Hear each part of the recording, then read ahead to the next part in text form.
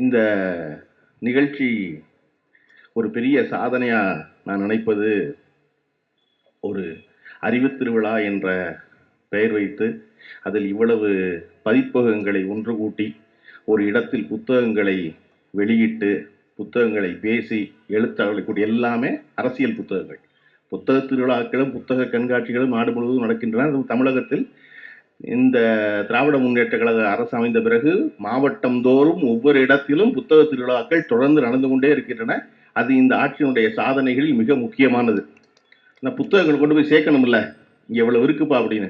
அப்போ இதில் ஒரு முற்போக்கு புத்தக கண்காட்சி என்று ஒன்று வைத்து அதில் அரசியல் புத்தகங்களுக்கு மட்டுமே தளம் அமைத்து அங்கு எல்லோரும் கூடி அரசியலை பேசுவது என்பது தமிழ்நாட்டில் தற்போது எல்லாருக்கும் பதட்டத்தை ஏற்படுத்தியிருக்கிறது. என்னடா இது வெறும் என்டர்டைன்மெண்ட்டாக நம்ம அரசியல் நடத்திக்கிட்டு இருக்கலாம் பார்த்தா அப்படி இல்லை போல இருக்கே. எல்லாருக்கும் அரசியல் அவங்க விளங்க வச்சுருவாங்க போல இருக்கே, புத்தகம் படிக்க சொல்கிறாங்களே, பேசுகிறாங்களேங்கிறதா அந்த பதட்டத்துடைய காரணம். நீங்கள் இன்னைக்கு கூட பார்த்தீங்கன்னா கோவன் தான் பதறாரு.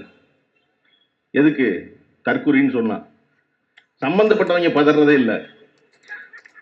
சம்பந்தப்பட்டவன் எப்போ பதறனா, நம்முடைய மருத்துவர் எழிலன் நாகநாதன் தற்குறின்னு சொல்லாதீங்க அந்த பிள்ளைன்னு சொன்னோன்னு பதற ஆரம்பிச்சிட்டான். அடடா நம்ம தற்கொலையில வச்சுக்கிட்டு இருக்கோம், அவனை தற்கொலை சொல்லாதீங்கன்னு ஒருத்தன் பேசுறான்டா, தற்கொலையெல்லாம் தெளிஞ்சுட்டாங்கன்னா நம்ம என்ன செய்யறதுன்னு இருக்குல்ல ஒருத்தருக்கு. அப்ப யாரும் எந்த தெளிவும் பெற்றுவிடக்கூடாது என்று நினைத்து கொண்டிருக்கிற ஒரு காலகட்டத்தில் இந்தியாவினுடைய ஒரு முக்கியமான இயக்கம் அறிவு திருவிழா என்ற பெயரில் ஓராண்டு காலம் ஒரு வார காலம் தொடர்ச்சியாக இது போன்ற நிகழ்ச்சி நடத்துவது என்பது பாராட்டுக்குரியது. அதில் அதைவிட சிறப்பு, இந்த அறிவு திருவிழாவின் முத்தாய்ப்பாக காலத்தின் நிறம் கருப்பு சிவப்பு என்று ஒரு அடர்த்தியான 1200 பக்கங்கள் கொண்ட ஒரு புத்தகத்தை இளைஞரணியுடைய செயலாளரும் தமிழ்நாட்டின் துணை முதல்வருமாக இருக்கிற திரு உதயநிதி ஸ்டாலின் முன்னெடுத்திருக்கிற முயற்சி இருக்கிறது இல்லையா, அது ஒரு மிகச்சிறந்த பாராட்டுதலுக்குரியது. அந்த புத்தகத்தினுடைய தொகுப்பாசிரியர்களும் ஆலோசனை குழுவைச் சேர்ந்தவர்களும் எல்லோரும் இங்கே நிறைந்திருக்கிறீர்கள். உங்கள் எல்லோருக்கும் தனிப்பட்ட நன்றி. கோவில் ஆகட்டும், திருமாவேலன் ஆகட்டும், ஐயா திருநாவுக்கரசு ஐயா ஆகட்டும். திருநாவுக்கரசு ஐயா இல்லாமல் திராவிட முன்னேற்ற கழகத்தின் வரலாறை இன்னொரு எழுதிவிட முடியாது. திருநாவுக்கரசு ஐயா ஆகட்டும், அந்த புத்தகத்தில் கற்று எழுதியிருக்க செந்தரை கௌதமன் ஐயா ஆசிரியர் அவர்கள் வந்திருக்காங்க, தம்பி சூர்யா கிருஷ்ணமூர்த்தி, இப்படி எல்லோரும் இருக்கிற ஒரு விழாவில் பேச வாய்ப்பு கிடைத்தது பெரிய மகிழ்ச்சி. அவங்க எல்லாரும் உழைப்பு இருக்குல்ல அந்த புத்தகத்துக்கு, அது ஒரு பெரும் உழைப்பு. அவருடைய தொகுப்பாசிரியர்களாக இருக்கிற அன்பகம் செந்தில், நீரை மகேந்திரன், பிரகாஷ், சூனா திவாகர், பெருமாள், இப்படி எல்லோரும் தனித்தனியே குறிப்பிட்டு பாராட்டுக்குரியவர்கள் என்றாலும் கூட அந்த புத்தகத்தில் 100 கட்டுரைகள் நான் இந்த நிகழ்ச்சிக்கு பேச கூப்பிட்டோன்னு நம்ம பொதுவாக ஒரு பேச்சை அருந்துடாமல் அந்த ஏதாவது ஒரு புத்தகத்தை பற்றி பேசுவது என்பது சுலபம். இன்னொன்று நான் எப்பொழுது நினச்சிக்குவேன்னா, ஒரு கூட்டத்துக்கு போகும்போது புத்தகத்தை பற்றி பேசுறதுன்னு ஒரு அசைன்மெண்ட் எடுத்துக்கிட்டோம்னா அந்த புத்தகத்தை படித்ததாயிரும். அந்த கட்டாயத்தின் பேர் புத்தகத்தை படிச்சிடும். அதனால 2 நடந்துடும், நமக்கு ஒரு நல்லது நடக்குங்கிறதுனால நான் எப்பொழுதுமே ஏதாவது ஒரு புத்தகத்தை எடுத்துக்கணும்னு நினைப்பேன். எனக்கு இந்த புத்தகத்தை அவங்க அனுப்பும்போது பார்த்தா 1200 பக்கம் மலைச்சிட்டேன். இது எப்படி படித்து முடிக்கிறது? அப்போ சரின்னு எடுத்து படித்தா ஒவ்வொரு பண்பாடு பொருளாதாரம்னு வெவ்வேறு வகையாக இருக்கிறது. நான் எல்லோருக்கும் திராவிட முன்னேற்ற கழகத்துடைய இளைஞரணி தம்பிமார்கள் எல்லோருக்கும் சொல்ல விரும்புவது, தயவு செஞ்சு அவசியம் இந்த காலத்தினரும் கருப்பு சிவப்புங்கிற புத்தகத்தை 2 வாங்குங்க. 2 வாங்க எல்லாரும். ஒன்று நம்ம படிக்க, இன்னொன்று நம்மளை ஒருத்தர் திட்டிக்கிட்டே இருக்கான்ல அவனுக்கு கொடுக்குறக்கு ஒரு புத்தகம். நாங்கள் யார் தெரியுமா அப்படின்னு காட்டணும்ல ஒருத்தனுக்கு. நம்ம வெறுமனை நாங்கள் யார் தெரியுமான்னு சொல்லக்கூடாது. அவன்கிட்ட கொடுக்கும்போது என்ன சொல்லணும், தம்பி இது 1500 பக்கம் மொத்தமாக உட்காந்து படிக்க முயற்சி பண்ணாத. காரணம் நீ வாழ்நாளில் படித்ததே 1500 பக்கம் தான் இருக்கும். அதனால நீ ஒவ்வொரு கட்டுரையும் 20 பக்கம் இருக்குது, 30 பக்கம் இருக்குது, 30 பக்கமாக படி. வாரத்துக்கு 30 பக்கம் படி போதுங்க. அதிலும் குறிப்பாக அந்த புத்தகத்தில் நான் சொல்ல விரும்புவது, ஐயா திருநாவுக்கரசு ஐயா அவர்கள் எழுதியுள்ள ஒரு 32 பக்க கட்டுரை இருக்கு. அந்த கட்டுரை தான் திமுகவினுடைய 75 ஆண்டு காலத்தை அடிச்சு சுருக்கி நட்சல்மா இங்கிலீஷ்ல அந்த மாதிரி முதல்ல பவளக்கார தெருவில் அந்த கட்சி தொடங்கப்பட்ட நாளிலிருந்து இன்றைய அறிவு திருவிழா நடக்கின்ற நாள் வரையிலும் ஒரு சம்பவத்தை கூட விட்டுவிடாமல், ஒரு போராட்டத்தை கூட விட்டு விடாமல், ஒரு துன்பத்தை கூட விட்டு விடாமல், ஒரு இன்பத்தை கூட விட்டு விடாமல் எல்லாவற்றையும் எழுதி வருவதற்குள்ள 30 பக்கத்துக்குள்ள அது திருநாவுக்கரசு ஐயா இந்த திராவிட கழகத்தின் மேல் எவ்வளவு பெரிய ஈர்ப்பும் பிணைப்பும் கொண்டிருந்தா இப்படி விட்டுலாம் எழுத முடியும். ஆச்சரியப்பட்டுட்டு அந்த கட்டுரையை படிச்சுட்டு எல்லாம் நிறைய பேர் எழுதியிருக்காங்க, எல்லா கட்டுரையும் ரொம்ப சிறப்பா இருக்கு. ஆனா ஒவ்வொரு சம்பவத்தையும் விடாமல் எழுதுவதற்குல்ல. எனக்கு இன்னைக்கு சொன்ன வரலாற்றை படிப்போம் வரலாற்றை படைப்போம் என்பதற்கு நான் நினைச்ச உதாரணம் அந்த ஐயாவுடைய அந்த ஒரே ஒரு கட்டுரை திமுகவை பத்தி, பவளக்கார தெருவிலிருந்து பவள விழா வரை அப்படிங்கிற அந்த ஒரு கட்டுரை இந்த கட்சி எத்தனை தூரம் பயணப்பட்டு வந்திருக்கிறது அப்படிங்கிறத பத்தி, எவ்வளவு தூரம் மக்களுடைய நலனை பற்றி அக்கறை கொண்டிருக்கிறது என்பதற்கு அந்த ஒரே ஒரு கட்டுரை போதுமானது. அந்த ஒரு கட்டுரை படித்தா ஆச்சரியமாயிரும். நம்ம இன்னைக்கு நிறைய புதிய அரசியல் கட்சிகள் வர வேண்டும். வருபவர்கள் எல்லோருக்கும் திராவிட முன்னேற்ற கழகம் தான் எதிரியாக இருக்கிறது. திராவிட முன்னேற்ற கழகத்தை ஒழிப்பதற்காகத்தான் அத்தனை கட்சிகளும் உருப்பெறுகின்றன. அப்படி உருப்பெறுகிற கட்சிகள் எல்லோரும் உருத்தெரியாமல் போய் திராவிடர் கழக முன்னேற்ற கழகம் மட்டும் தொடர்ந்து நிலைத்திருப்பதற்கான காரணம் அந்த கட்சியில் இருக்கிற பலமான அடித்தளம். நீங்க நினைச்சு பாருங்க, 1949 கட்சி ஆரம்பிக்கப்படுகிறது. ஆரம்பிக்கப்பட்ட உடனே அண்ணாவின் தலைமையில் பல்வேறு குழுக்கள் அமைக்கப்படுகின்றன. எல்லாவற்றையும் ஒழுங்குபடுத்துவதற்கு சட்டத்திட்ட குழு என்று குழு அமைக்கப்படுகிறது. அந்த சட்டத்திட்ட குழு 2 ஆண்டு காலம் வேலை செய்து 1951 அண்ணா கிட்ட போய் அறிக்கை கொடுக்குறாங்க. திராவிட முன்னேற்ற கழகத்தினுடைய சட்டத்திட்டங்கள்ல மதுரையில் பொதுக்குழு கூடி 2 நாட்கள் அந்த குழு கொடுத்த அறிக்கையை விவாதிக்குது. ஒரு கட்சி விவாதிச்சு சரி தப்ப முடிவு பண்ணி 51 ஒரு சிறு கையேடா திராவிட முன்னேற்ற கழகத்தின் சட்ட திட்டங்கள் ஒரு புத்தகம் போடப்படுது. ஒரு கட்சி ஆரம்பிச்சு 2 ஆண்டு காலம் அந்த கட்சியில் இருப்ப எல்லோரும் பேசி விவாதித்து முடிவு செய்து அவர்களுடைய அந்த கட்சியை தோற்றுவித்தவரிடம் கொண்டு கொடுத்து அவர் அதை படிச்சுட்டு அதை மறுபடியும் ஒரு பொது விவாதத்தை கொண்டு முன்வைக்கிறாரு. தம்பிகள்லாம் என்னெல்லாம் சொல்ல விரும்புறீங்களோ சொல்லுங்கன்னு. எல்லாரும் சொன்னதுக்கு அப்புறம் சரி தப்ப சீர்தூக்கி பார்த்து இந்த திராவிட முன்னேற்ற கழகத்தினுடைய சட்டத்திட்டங்கள் இவை என்று 2 ஆண்டு கால உழைப்பிற்கு பிறகு ஒரு புத்தகம் வெளியிடப்படுகிறது. சட்டம் என்று இருக்கு. இன்றும் சிறு கையேடாக அந்த புத்தகம் இருக்கிறது. நான் யோசிச்சு பார்க்குறேன், மற்ற எந்த கட்சி இன்னைக்கு ஆரோக்கிய கட்சி வரையும் 2 ஆண்டுகள்ல என்ன செஞ்சிருக்காங்கன்னு பாத்தீங்கன்னா ஒருத்தர்கிட்டையும் ஒரு சட்டத்திட்டமும் இருக்காது. இந்த கட்சி என்ன, யார் என்ன செய்யணும், என்ன செய்வோம், ஒன்றுமே இருக்காது. அப்ப அப்படியான ஒரு அடித்தளம் இருந்ததுனாலதான் அந்த திராவிட முன்னேற்ற கழகம் அதன் பிறகு 16 ஆண்டு காலம் ஒரு கட்சி ஆரம்பித்தவுடன் ஆட்சிக்கு வர முடியாது. ஆனா ஒரு 16 ஆண்டு காலம் வேலை செய்யுது. அதனுடைய அடித்தளத்தை மிக வலுவானதாக ஆக்கி எல்லா அமைப்புகளையும் ஒழுங்குபடுத்தி அதன் பிறகு தேர்தல் நிற்பது என்று முடிவெடுத்து ஓராண்டுக்குள் ஆட்சிக்கு வருகிறது திராவிட முன்னேற்ற கழகம். அப்ப இப்படி ஒரு அடித்தளம் இன்னைக்கு இருக்கா, அதையெல்லாம் வச்சிருக்காங்களா, பண்ணி பார்த்துருக்கோமா அப்படின்னா அப்படி ஒண்ணுமே இல்லை. நீங்க ஏன் திரும்ப திரும்ப இந்த அறிவு திருவிழா என்பது இவ்வளவு பெரிய பதட்டத்தை ஏற்படுத்துகிறது எல்லோருக்கும் அப்படின்னா, எதிர்கட்சியில் இருப்பவர்களே ஏன் பதட்டத்தை ஏற்படுது அப்படின்னா, இந்த கட்சி இந்த நாட்டு மக்களின் நலன் பேசுவதோடு அறிவை பற்றியும் பேசுகிறது. நீங்க இந்த அறிவு திருவிழான்னு இதுக்கு பேர் வச்ச யோசனை யாருடைய யோசனையோ அதை முடிவு பண்ணுவது நம்முடைய துணை முதலமைச்சர் உதயநிதி ஸ்டாலினாக இருந்தால் மிக பெரும் பாராட்டுக்குரியவர். காரணம், அண்ணா வாழ்நாள் முழுவதும் சொல்லிக் கொண்டிருந்தது தம்பிமார்களுக்கு அறிவை ஊட்ட வேண்டும் என்பதுதான் அண்ணாவுடைய நோக்கமாக இருந்தது. எப்பொழுதெல்லாம் வாய்ப்பு கிடைக்கிறதோ அப்பொழுதெல்லாம் அறிவின் முக்கியத்துவத்தை பற்றி பேசிக்கொண்டே இருந்தது. அதனால கழகத்தினுடைய மாலை நேர கூட்டங்கள் என்பது பல்கலைக்கழகம். ஏதாவது ஒரு செய்தி சொல்லணும்னு நினைச்சாரு அண்ணா, அறிவு சொல்லணும்னு நினைச்சாரு. அதனாலதான் முதல்ல திராவிட முன்னேற்ற கழகம் செயல்பட்ட இடத்திற்கு பெயர் அண்ணாவால் வைக்கப்பட்ட பெயர் அறிவகம். பின்னால் கலைஞரால் ஆரம்பிக்கப்பட்டது அன்பகம். அதன் பிறகு கலைஞர் அறிவாலயம் வச்சு இதுதான் திமுகவோட செக்ரட்டரியேட் சொல்லப்பட்டதாக திருநாவுக்கரசு குறிப்பிடுகிறார். அந்த அறிவாலயம்ங்கிற சொல் இருக்குல்ல, அது அண்ணா 1948 சொன்ன சொல். 1948 திராவிட நாடுல ஒரு நூலகத்தை பத்தி எழுத வரும்பொழுது ஒரு சின்ன கட்டுரை 1.5 பக்கத்துக்கு, அந்த 1.5 பக்க கட்டுரைக்கு அறிஞர் பேரறிஞர் அண்ணா அவர்கள் வைத்த தலைப்பு அறிவாலயம். அந்த அறிவாலயம்ங்கிற சொல்லை எடுத்துக்கொண்டு வந்தான் கலைஞர் திமுகவின் செக்ரட்டரியேட் என்று சொல்லப்படும் அறிவாலயத்துக்கு பேர் வைக்கிறாரு, அண்ணாவின் சொல் எடுத்து. அப்ப இங்க அறிவு என்பது ரொம்ப முக்கியம், அறிவோடு இருப்பது ரொம்ப முக்கியம், விவாதிப்பது ரொம்ப முக்கியம், எதிர்த்து பேசுவது ரொம்ப முக்கியம். அவன்கிட்ட ஒரு கருத்து இருக்குது, சொல்லட்டுமே அப்படின்னு நினைக்கிறோம்ல, யார் சொல்ல விடுவா? எவன் ஒருவன் தன் கருத்தில் வலுவாக இருக்கிறானோ, எவன் ஒருவன் தன் கருத்தை முழுமையாக நம்புகிறானோ, எவன் ஒருவன் தன் கருத்து சரி என்று எந்த சந்தேகமும் இல்லாமல் இருக்கிறானோ அவன் தான் எதிராளியை பேச விடுவான். பரவாயில்ல, நீ சொல்லுமா. பெரியார் தன் வாழ்நாள் முழுவதும் தன்னை எதிர்த்து பேசியவர்களை தன் மேடையில் ஏற்றி பேசுவதற்கான காரணம் என்ன பண்ணா, அவனுக்கு ஒரு கருத்து இருக்கு, அவன் சொல்லட்டும், அதுக்கப்புறம் நான் சொல்றேன்ட்டு அவனை சொல்ல வச்சுட்டு அதுக்கு ஒரு பதில் சொல்லுவார். அண்ணா அவ்வளவு துணிந்து தம்பி வா தலைமை ஏற்கவான்னு ஒவ்வொரு தடவையும் கூப்பிட்டதுக்கான காரணம், தம்பிக நம்மளை குப்புற தெளிய மாட்டாங்கன்னு அண்ணாவுக்கு நல்லா தெரியும் இல்லையா? இல்லாட்டா அப்படி சொல்லுவார் ஒருத்தர். திரும்ப திரும்ப தனக்கு கீழே இருக்கிற தன்னுடைய தம்பிமார்களை முன்னுக்கு ஏற்றுனதுல அண்ணாவை போல் ஒரு தலைவர் இன்னொரு முறை வரவே முடியாது. அண்ணாவிடமிருந்து பெற்றதுனால் அதை கலைஞர் செய்தார்.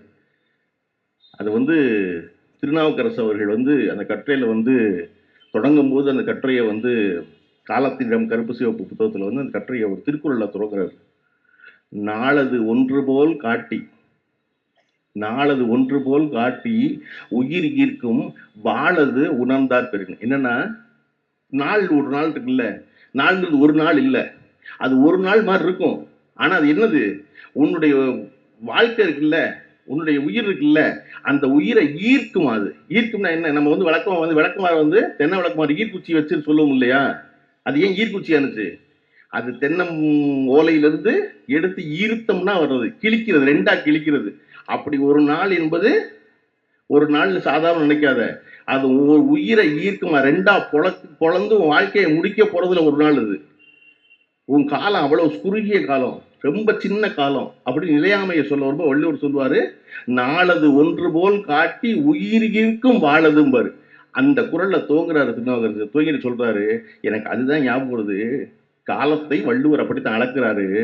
ஆனா இந்த திராவிட முன்னேற்ற கழகம் நாளது ஒன்று போல் காட்டின் குறையல, கூடி கூடி கூடி கூடி 75வது ஆண்டுல வந்து நிக்குது. அப்படின்னா அது எவ்வளவு வலுவான ஒரு இயக்கமா இருக்குன்னு ஆரம்பிக்கிற கத்துற.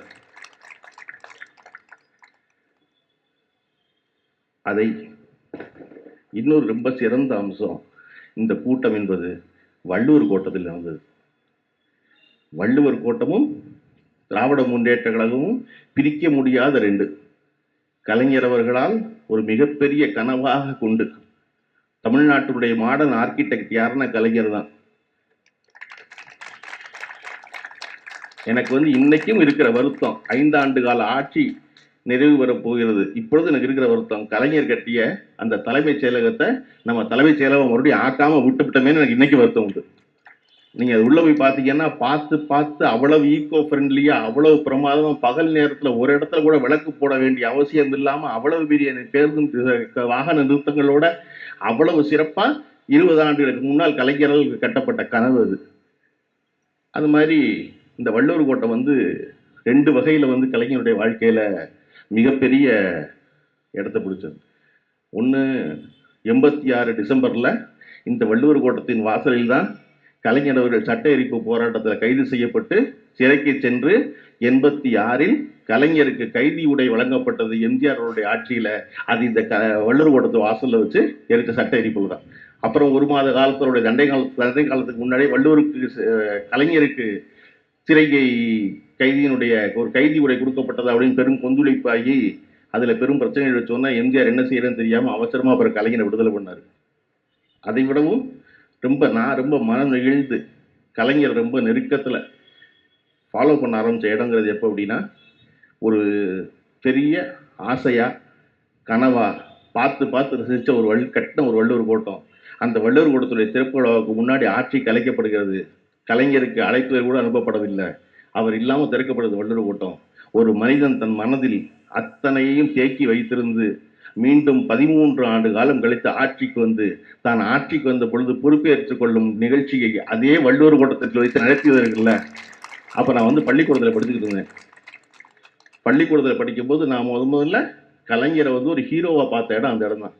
ஒரு மனிதன் எவ்வளவு பெரிய அடம்புடிச்சு இருந்திருந்தா, எவ்வளவு வைராக்கியத்தோடு இருந்தா, அதை மனசுல வச்சிருந்து, ஏண்டா எங்க ஐயனுக்கு நான் ஒரு கோட்டம் கட்டுவேன், அந்த கோட்டத்துக்கு நீங்க எனக்கு அழைப்பு என்னப்பா விடுவீங்களா, இருங்க நான் வச்சுக்கிறேன் அப்படின்னு சொல்லி அந்த வள்ளுவர் கோட்டத்தில் கொண்டு வந்து தன்னுடைய பதவியேற்பு விழாவை நடத்தியது இல்லையா, அதுதான் அவருடைய மிகச்சிறந்த மாசின்.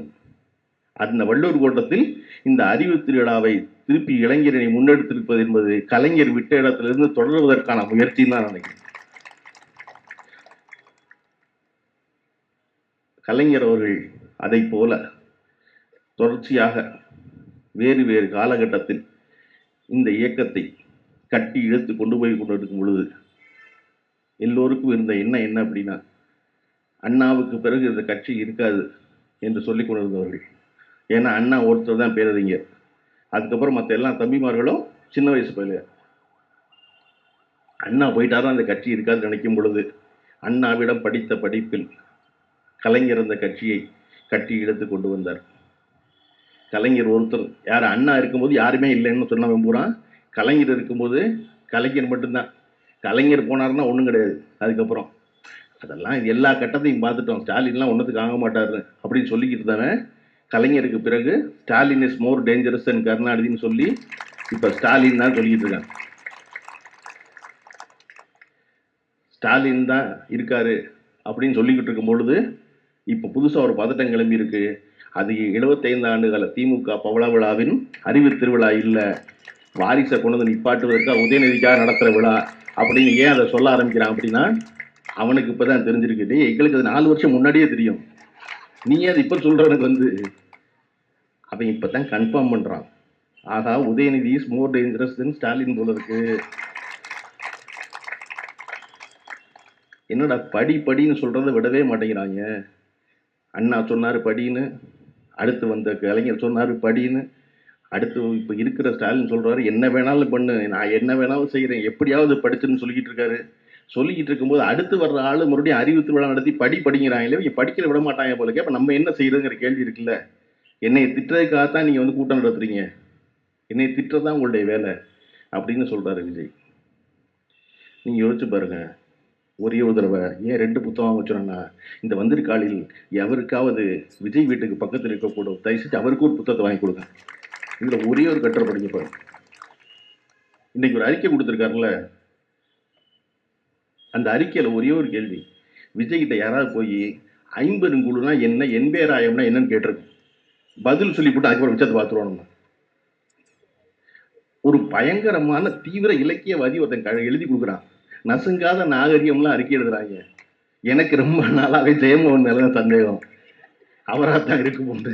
ஏன்னா நசுங்காத நாகரிகம்லாம் அவர் தானடா எழுதுவாரு, நசுங்காத நாகரிகம்லாம் எழுதுறீங்க அப்படின்னு. நீங்க நினைச்சு பாருங்க, எதுக்காக இந்த புத்தகத்தை படிங்கன்னு சொல்றேன்னா, ஒரு மாநாடு என்பது எப்படி நடைபெறும் அப்படின்னு முதல் 10 கட்டு இருக்கு. மாநாடு என்பது சாயந்தரம் 4:45 மணிக்கு கூடி ஒரு மேடையில குறுக்க ஓடி துண்டெல்லாம் தூக்கி போட்டு 15 நிமிஷம் பேசிட்டு 5:15 மணிக்கு முடிக்கிற பேர் மாநாடு இல்லை. இங்க எல்லாரும் வரணும், எல்லாருக்கும் இடம் இருக்கு, எல்லாரும் பேசணும் கண்டிப்பா. ஆனா என்ன பேசுவோம், பேசுவதுக்கு என்ன இருக்கு? நீங்க எதிர்க்கிறது பேசிடுவீங்களா? நீங்க நினைச்சு பாருங்க, நம்முடைய இன்றைய தலைவராகவும் முதல்வராகவும் இருக்கிற திரு ஸ்டாலின் அவர்களை கட்சி பொறுப்புக்கு கொண்டு வரணும் சொல்லும் பொழுது கலைஞருக்கு பெரிய தயக்கம் இருக்கு. நம்ம ஒரு வீட்டில் வந்து திருப்பி இன்னொருத்தர் வந்தா தப்பா இருக்காதா அப்படிலாம் நினைச்சுக்கிட்டு மறுக்கிறாரு. சரியா? மறுக்கும் போது அன்பகத்தில் நடக்குது அந்த கூட்டம். அன்பகத்தில் முதல் குரல் என்பது, அதை சொல்வதற்கான எந்த உரிமையும் உங்களுக்கு இல்லைன்னு தலைவரான கலைஞரை பார்த்து குரல் இருந்தது. கலைஞர் பார்க்குறாரு, அப்படி உங்கள் வீட்டிலிருந்து ஸ்டாலின் வரக்கூடாதுன்னு நினைத்திருந்தால் மிசாவில் போய் அடி வாங்கினார் பாருங்க, அன்னைக்கே நீங்க சொல்லியிருக்கணும் வந்திருக்க கூடாது என் வீட்டில் இந்த ஆளுன்னு. எப்ப மிசாவில் போய் சிறைச்சாலையில வந்து உயிர் போகும் அளவு அடிபட்டு வந்தாரோ அன்றைக்கு அவர் கட்சியின் ஆளாகி விட்டார். அதனால அவருக்கு பொறுப்பு கொடுக்கணுங்கிற தலைவரை எதிர்த்து ஒரு குரல் ஒரு கட்சியில எப்ப வர முடியும் அப்படின்னா, அந்த கட்சி தத்துவத்தை பேசும்போது மட்டும்தான் வர முடியும். இங்க ஒரு ஆழ்வின் அடுத்து சொல்லுவது மட்டும்தான் வர முடியும். அப்ப இது எல்லாவற்றையும் விவாதிக்க கற்றுக் கொடுத்தா மட்டும்தான் வர முடியும். இன்றைய வரலாறை படிப்போம் ஏன் திரும்ப திரும்ப சொல்றோம் அப்படின்னா, இன்றைய வரலாறு என்பது எது? இன்றைய செய்தி தான் இன்றைய வரலாறு. முரசொலியினுடைய டேக்லைன் மாதிரி இன்றைய செய்தி தான் நாளைய வரலாறு. அதை தமிழ்நாட்டில் மிக சரியாக உணர்ந்திருந்தது 2 பேர் தான். ஒன்று பெரியார், இன்னொருத்தர் கலைஞர். பெரியார் தன் வாழ்நாளில் தான் சந்தித்த மனிதர்கள் அத்தனை பேரை பற்றியும் தான் கலந்து கொண்ட நிகழ்ச்சிகள் அத்தனை பற்றியும் தொடர்ச்சியா பதிவு பண்ணிக்கிட்டே இருந்தார். அதன் பிறகு அதை போல விடாது தன் வாழ்நாள் முழுவதும் தன்னுடைய வாழ்க்கையில் நடந்த அத்தனையையும் பதிவு செய்த ஒரே ஒரு இந்திய அரசியல்வாதி யாருன்னா கலைஞர் கருணாநிதி மட்டும்தான். நீங்க வந்து கலைஞர் அவர்களுடைய வந்து எழுத்தை வந்து எழுதியிருக்க வால்யூம் பார்த்தீங்கன்னாலே ஆச்சரியமா இருக்கும். எப்படி ஒருத்தர் இவ்வளவு எழுத முடியும், எப்படி இவ்வளவு செய்ய முடியும், இவ்வளவு வேலை செய்ய முடியும் அப்படின்னு. அதாவது நெஞ்சுக்கு நீதி 6 பாகம்ங்கிறது வேற, அவருடைய கலைஞரின் கடிதங்கள் பார்த்தீங்கன்னா 54 தொகுப்பு, 54 புத்தகம் ஒருத்தர் எழுதியிருக்கிறது. தன் கட்சிக்காரர்களிடம் உரையாடுவதற்காக அவர் எழுதிய கடிதங்கள் இருக்கு இல்லையா, 54 தொகுப்பு என்பது அடுக்கி வச்சீங்கன்னா கலைஞரை விட 2 மடங்கு உயரம் வரும் அந்த புத்தகம். அது இங்க இருக்கு, கௌரவ பதிப்பகத்துடைய வெளியீடா. நீங்க அந்த புத்தகத்துல 54 தொகுதியில எந்த தொகுதியில எந்த ஒரு கடிதத்தை படிச்சீங்கன்னாலும் ஆச்சரியமா இருக்கும். ஒண்ணு விடாம பதிவு செய்யறது. ஏன் பெரியாரும் கலைஞரும் இதை விடாமல் பதிவு செய்து கொண்டே இருந்தார்கள்? ஏன்னா அவர்களுக்கு தெரியும், பின்னாடி வர்ற பயல நம்ம மேல எரிச்சல் இருப்பாங்க, நம்மளை பத்தி தப்பா தான் பதிவு பண்ணுவாங்க, தன் வாழ்நாளில் நடந்ததை தானே பதிவு செய்து விட வேண்டும் என்பதில் பெரியார் குறியாக இருந்தார். அதை விட குறியோடு இருந்தவர் வந்து கலைஞர் இருந்தார். அது வாழும் பொழுது சிக்கல் இல்ல, எப்படி தப்பா எழுதி கேட்பான், அப்போ உண்மைதான் எழுத முடியும். எல்லாரும் சம்பந்தப்பட்ட ஆள் பூரா இருக்காங்க, இருக்கும்போது எழுதல. திருநாவுக்கரசு ஐயா அந்த புத்தகத்துல கட்டுரையில சொல்லுவாரு, காலத்தின் கருப்பு சிவப்புல திருக்குறளை சொல்லி தொடங்கியது போல அவசர நிலை வந்து அறிவிக்கப்பட்ட உடனே வந்து கலைஞரிடம் வேலை செய்தவர்கள் எல்லோரும் போய்விட்டார்கள், ஒரு ஓட்டுநர்கள் கிடைக்கல. அன்னைக்கு ஓட்டுநராக இருந்தது வந்து டி.ஆர். பாலுவும் கோவை கண்ணப்பனும் தான், 2 பேரும் மாறி மாறி ஓட்டுநர் இருந்தாங்க அப்படின்னு அன்பகத்துக்கு வந்து கலைஞர் வந்து இருக்கின்ற ஒரு நாளை அந்த கட்டுரையில் விவரிக்கிறாரு ஐயா திருநாவுக்கரசு ஐயா. யார் யாரெல்லாம் வருவாங்க அப்படின்னு எழுதுறாரு. இன்றைக்கு இருக்கிற எஸ்ஆர் பாரதி வருவார், அவர் வருவார், அன்பகத்தில் இருக்கிறவர் தான் வந்து வருவார். யார் யாருக்கு என்ன வேலை கொடுத்துருக்காரு கலைஞருக்கு மட்டும் தான் தெரியுமா. ஏன்னா ஒருத்தனுக்கு இருப்பான், வெளியே போனால் கைது பண்ணிடுவாங்க. அப்போ ஒரு வேலை தான் கிடணும். ஒருத்தனுக்கே எல்லா வேலையும் கொடுத்து அவனை கைது பண்ணிட்டு போயிட்டாங்கன்னா எல்லா வேலையும் கெட்டு போயிருக்காங்க. டீ வாங்குறதுக்கு தனியாக ஒரு ஆலோசனை கலைஞர். அவர் கரெக்டாக 10 மணிக்கு வர எல்லாரும் உள்ள தலையெண்ண போய் டீ வாங்கி கொண்டு வந்து கொடுத்துட்டு அவர் போயிடுவார். அவர் கைது பண்ணி போனால் அடுத்த நாள் டீ கொடுக்குற மட்டும் வேற ஆள் வச்சுக்கலாம். அடுத்த நாள் பல நேரங்களில் வெளியூர்ல இருந்து பேருந்து ஏறி தொண்டர்கள்லாம் வந்துடுவாங்க. 100 பேர் 200 பேர் ஆயிரம் அன்பகத்தில். 200 பேர் ஆனால் கலைஞர் மதிய சாப்பாட்டுக்கு வீட்டுக்கு போகாம அங்கேயே உட்காந்து அன்பகத்தில் உட்காந்து வெளியூர்லேருந்து வந்திருக்காங்களே அந்த தொண்டரோட உட்காந்து பேசிக்கிட்டு இருப்பாராம். அந்த காட்சி எப்படி இருக்குன்னு திருநாவுக்கரசு சொல்றாரு. அன்பனும் கையில் சிக்கிய மாவலைங்கிறார் கலைஞரை. அதாவது அன்பனும் பிடிக்குள் சிக்கிய மாவலைங்கிற பாட்டு வந்து எதுல இருக்குதுன்னா வந்து திருவருட்பால இருக்க பாட்டு, பரமசிவனை பத்தி எழுதின பாட்டு. பரமசிவன் பெரிய மாமலை, யார் கையிலும் அகப்பட மாட்டான். ஆனா யார் கையில் அகப்படுவானா, அன்பு கொண்டு இருந்தா அவன் கையில் அகப்பட்டுருவான். அப்பேற்பட்டவன் அவ்வளவு அன்பு கொண்டவன் பரமசிவன் சொல்றக்கா திருவுட்பா பாட்டை கொண்டு வந்து திருநாவுக்கரசு ஐயா இருக்க குசும்புக்கு கலைஞருக்கு எழுதுறாரு. கலைஞர் பெரிய மாமலை, ஆனா அவர் கட்டுப்பட்டுருவாரு, அன்புங்கிற கைக்குள்ள கட்டுப்பட்டுவார். எப்படி இந்த தொண்டர்கள்லாம் வந்து அனுபவத்தில் உட்கார்ந்துருப்பார்ல, அப்படி கட்டுப்பட்டு இருப்பார் அப்படின்னு. அப்ப இப்படி ஒரு நெருக்கடி நிலை இருந்த பொழுதும் தினசரி தன் தொண்டர்களை சந்தித்து தினசரி முரசொலிக்கு கடிதம் எழுதி தினசரி முரசொலியில் செய்தி போட்டு மிசாவில் எந்த செய்தி நீக்க முடியாத மாதிரி நடத்தி கொண்டு வருவதற்கு இல்லையா, அப்படி ஒரு வரலாறு இந்த கட்சிக்கு இருக்குது. அது தொடர்ச்சியாக தொடர வேண்டும் என்பது எல்லோருடைய விருப்பமும் கூட. இன்னைக்கு கோவன் பாடும்போது வந்திருக்க ஒருத்தர் தான் வந்து அவரை பத்தி பாடுங்க அவரை பத்தி பாடுங்க குரல் எழுப்புறாங்க. ஏதோ 2 வரி பேசுனா உங்களுக்கு பதட்டமாகுது. நான் சொல்றேன், விஜய் மட்டுமல்ல, இன்னும் நிறைய கட்சிக்காரர்கள் வர வேண்டும், நிறைய புதிய கட்சி வர வேண்டும், நம்ம வரவேற்கணும். அவர்கள் யாருக்கும் ஒன்றும் தெரியல. இன்னைக்கு நான் சொன்னதுக்கு பார்த்தீங்களா, ஒரு கட்சி ஆரம்பிச்சு 2 வருஷத்துக்குள்ள சட்டத்திட்ட குழு போட்டு 2 ஆண்டு காலம் உழைத்த சட்டத்திட்டத்தை ஒழுங்குபடுத்தலாம் சொன்னாங்கல்ல, அது கூட நம்ம சொல்லித்தான் அவங்களுக்கு தெரியும். ஓ, கட்சி இதெல்லாம் செய்யணுமா, நம்ம இட்டுன்னு வர்றது இட்டுன்னு போறது தான் கட்சி நடந்துக்கிட்டு இருந்தோம், இட்டுன்னு வர்றது இட்டுன்னு போறது இல்லை போல இருக்கு கட்சி அப்படின்னு. நீங்க ஒரு கட்சி என்பது ஒரு பரவசமா இருக்கும் ஆரம்பிக்கும் போது, அப்புறம் காலம் கொஞ்சம் கொஞ்சமா செதுக்கும். எப்படி வந்து நாளது ஒன்று போல் உயிர் ஈர்க்கும் சொன்னார்ல வாழ்னு வள்ளுவர், அந்த மாதிரி காலம் செதுக்கிறது எய்தாப்புல இருந்து பார்க்குறவனுக்கு தெரியும், சம்மந்தப்பட்டவனுக்கு மட்டும் தெரியாது. காலம் டங்கு டங்குன்னு ஒளி வச்சு அடிக்கும், அடிச்சு கொண்டு வரும் கொஞ்சம் கொஞ்சமா ஒழுங்குபடுத்தி. அப்புறம் தான் அவனுக்கு தெரியும், ஓ காலம் நம்மளை தாண்டா அடிச்சிருக்கு அப்படின்னு. அது எல்லாருக்கும் நிகழும் கண் எதிர்க்க நீங்கள் இதை பார்க்கலாம். நீங்கள் பார்த்தீங்கன்னா விஜய் அவருடைய கட்சியுடைய முதல் மாநாட்டில் அவர் தனியாக நிற்பார், 8 அடி தள்ளி நிற்பான் எல்லாரும். இவர் உள்ளே வந்தால் அவன் எல்லாம் எந்திரிச்சிருவான்.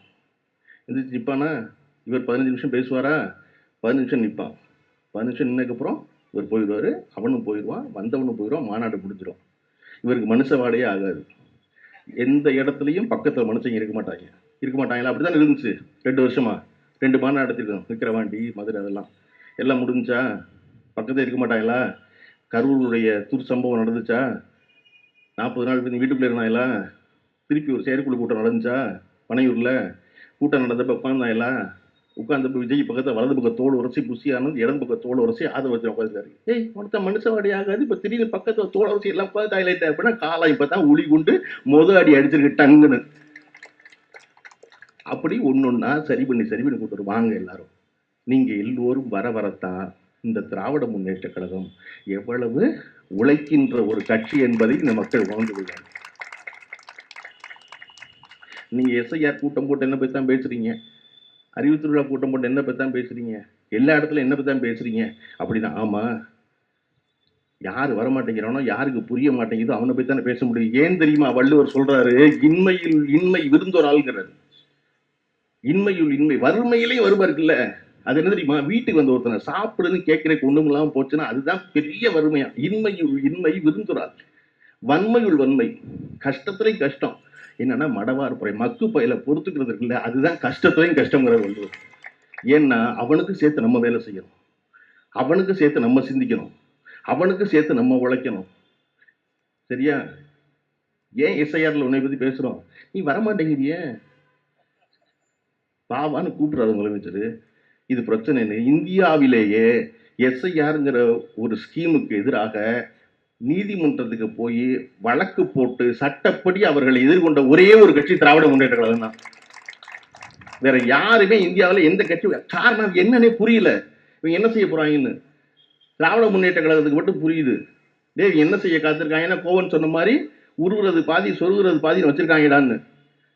இப்ப கன்ஃபார்மா என்னெல்லாம் ஓட்டுல இருந்து தூக்கிடுவாங்க. ஏன்னா எனக்கு தெரியவா தெரியும் திமுக யார் உறுதியா ஓட்டு போட போறானோ அவனை தூக்க போறாங்க. இப்ப இளைஞரணி தம்பிமார்களுக்கு பெரிய வேலை என்னன்னா, அறிவு திருவிழா புத்தகங்களும் அப்புறம் படிச்சுக்கலாம். அடுத்த 3 மாசத்துக்கு நீங்க தான் பிஎல்ஓ போல போய் கிளம்பி ஒவ்வொரு வீடாயே பதிஞ்சிட்டீங்களா கேட்கணும். சரியா? அப்ப நம்ம போய் பதிகிறோம்ல வீடு வீடா. திராவிட முன்னேற்ற கழகத்தின் தொண்டர்கள் வேலை செய்யறாங்கல்ல, எல்லாரும் உதயசூனுக்கு ஓட்டு போடுவாங்க இல்லையா? அப்ப அவனுக்கு சேர்த்து நம்ம வேலை செய்யறோம். அது அவனுக்கு புரிய மாட்டேங்குது. வாங்கடா, உங்களுக்கு 10, எனக்கு 100 ஓட்டு இருக்கு, சரி உனக்கு 5 ஓட்டு இருக்குல்ல, 5 ஓட்டு போட முடியாம போயிட போகுது, வாடான்னு கூப்பிட்டா வரமாட்டேங்கிற. அப்புறம் என்னைய பத்தியே பேசுறீங்கன்னா நீ தானே மக்கள் வரமாட்டேங்கிற, உனக்கு அடுத்து பேசணும் இல்லையா? அப்ப இங்க ஏன் எல்லாருக்கும் பதட்டமாகிறது இந்த கட்சியை பார்த்து அப்படின்னா, இந்த கட்சி ஒன்றுதான் தொடர்ச்சியாக அது பொறுப்புல இருக்கு, பொறுப்புல இல்லை, நடக்குது. அதிமுகவுக்கும் திராவிட முன்னேற்றங்களுக்கும் பெரிய வேறுபாடு உண்டு. என்ன அப்படின்னா, பொறுப்பில் இருக்கிறோமோ இல்லையோ திராவிட முன்னேற்ற கழகம் என்கிற கட்சி தொண்டர்கள் தொடர்ந்து செயல்பட்டு கொண்டே இருப்பார்கள். எடப்பாடி பழனிசாமி ஒரு விபத்தில் முதல்வராகி காலில் விழுந்து முதல்வராகி இருந்த பொழுது இந்த நாட்டினுடைய ஆளுநரால் அவமானப்படுத்தப்பட்டாரு. என்னுடைய முதலமைச்சர் அவமானப்படுத்தாதீங்கன்னு சொல்லி முதல் குரல் எழுப்பியது நம்முடைய இன்றைய முதல்வரும் அன்றைய எதிர்க்கட்சி தலைவரும் திரு ஸ்டாலின் அவர்கள் தான் முதல் குரல் எழுப்பினாரு. அது செய்யக்கூடாது முதலமைச்சர் நீங்க அப்படின்னு. அப்ப அவருக்கும் சேர்த்து நம்ம தான் கத்திக்கிட்டு இருந்தோம். அதை போல தொடர்ச்சியாக இந்த வேலையை நம்ம செஞ்சுக்கிட்டே இருக்கோம். ஆனா அதிமுக செய்யாது.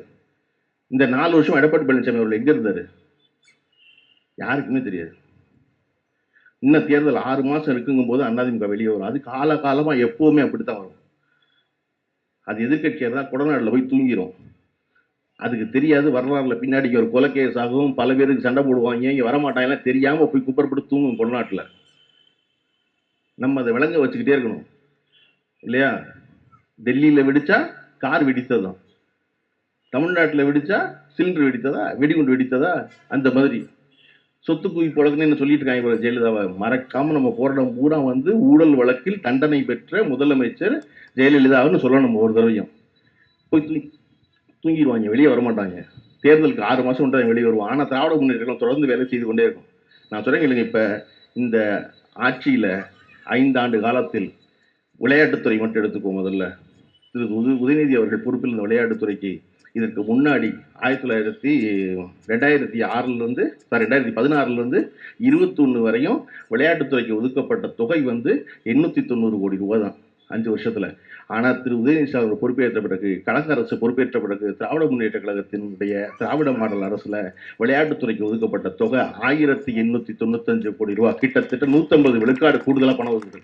ஏன் எல்லா இடத்துல விளையாட்டுல கண்ணகி நகர் கார்த்திகா எங்கிருந்து வருகிறார் என்றால் அதுக்கு மேல் காட்டிய அக்கறையின் காரணமாக வருகிறார் இந்த 5 ஆண்டு காலத்துல. டென்னிஸ்ல பெண்கள் வந்து 4 விருதை பெற்றதற்கான காரணம், 4 பதக்கங்களை பெற்றதற்கான காரணம், அதுல வந்து திராவிட முன்னேற்ற கழகத்துடைய அரசு காட்டிய அக்கறை காரணம். அப்ப போக்குவரத்து துறையில இந்தியாவிலேயே சிறந்தது வந்து தமிழ்நாடு தான். போய் சிவசங்கர் போய் அமைச்சர் மாண்புமிகு அமைச்சர் சிவசங்கர் போய் மெடல் வாங்கிட்டு வர்றாரு காரணம் இந்த அரசு வேலை பார்த்ததுனால். ஒரு மாநிலத்தினுடைய முதலமைச்சர் எப்படி இருக்கணும்னு கேட்டா, பீகார்ல தேர்தலை சந்திக்கிற லல்லு பிரசாத் யாதவனுடைய மகன் சொல்லுகிறார், தமிழ்நாட்டின் ஸ்டாலின் போல இருக்க வேண்டும் நினைக்கிறேன், நான் நினைக்கிறேன் சொல்றாரு. ஏன்னா வெளிநாட்டு பயணம் என்பது அவரும் தொழில் அமைச்சர் டிஆர்பி ராஜாவும் போகிறாங்க. போயிட்டு வரும்போதெல்லாம் 10,000 கோடி இன்வெஸ்ட்மெண்ட் எடுத்துட்டு வர்றாங்க தமிழ்நாட்டுக்கு. இதை போலதான் ஒரு அமைச்சரும் முதலமைச்சரும் செயல்பட வேண்டும் என்று நினைக்கிறேன்னு ஒருத்தர் பீகார்ல உட்காந்து ஒருத்தர் சொல்றாரு. அப்ப இப்படி ஒவ்வொரு துறையும் ஒரு வேலை செய்யறாங்க இல்லையா? இந்த வேலை செய்யும் போது எப்பொழுதும் திராவிட முன்னேற்ற கழக அரசு என்பது அப்படித்தான் வேலை செஞ்சிருக்கு. ஆனா அடுத்த 5 ஆண்டு காலம் அதிமுக அரசு வந்து இந்த வெற்றியை பூரா அறுவடை பண்ணி என்னால் நடந்ததுன்னு சொல்லி முடிச்சு வேற ஒரு வேலையும் செய்யாது, கீழே தள்ளிட்டு போயிடும். மறுபடியும் திராவிட முன்னேற்ற கழக அரசு வந்து இதுக்கான எல்லா வேலையும் செஞ்சு மறுபடியும் தூக்கி நிறுத்தும். நம்ம இந்த தடவை என்ன வரலாறு படைச்சிடணும்னா, மறுபடியும் அடுத்த முறை தொடர்ந்து திராவிட முன்னேற்ற கழக அரசை அமையும் பொழுது இந்த நடந்து கொண்டிருக்கிற வேலைகள் இன்னும் பெரும் பாய்ச்சலை நிகழ்த்த முடியும்.